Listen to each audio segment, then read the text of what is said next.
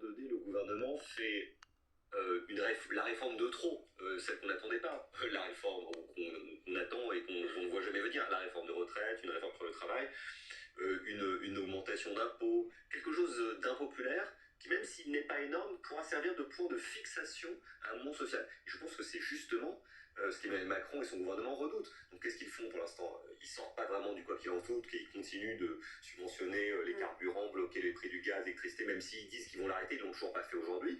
Et par ailleurs, on voit bien qu'il y a une forme de blocage de l'action politique et on a du mal à voir quelle va être la volonté réformatrice sur le sujet. Mais je voulais juste rajouter quelque chose de plus fondamental. On parle beaucoup des mesures de court terme, on parle aussi de la situation diplomatique.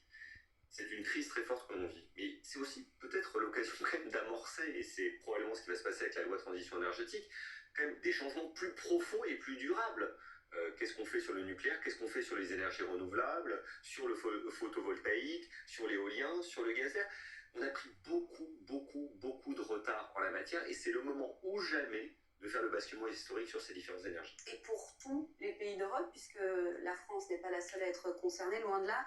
Il y a d'ailleurs une réunion, Ulysse Gossi, une réunion d'urgence pour faire face à cette crise énergétique qui est prévue dans les jours qui viennent.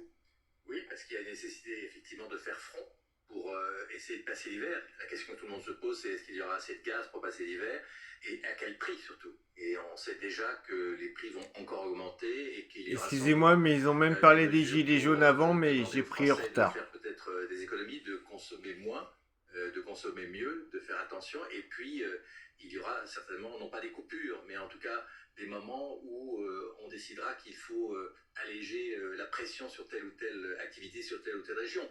Ça sera d'ailleurs valable pour les particuliers comme pour les entreprises, et peut-être d'abord pour les entreprises, pour ne pas trop gêner les particuliers. Donc c'est un sujet extrêmement sensible parce qu'il y a à la fois la question du confort, de la vie quotidienne, mais il y a la question du prix aussi.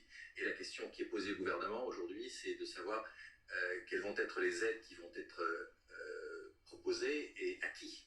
Et vous parliez de prix justement, Ulysse, il y a ce chiffre qui nous est parvenu de Belgique. Selon le journal L'Echo, la facture annuelle d'énergie des foyers pourrait atteindre en moyenne 8 000 € sur l'année 2023. Ça fait plus de 600 € par mois.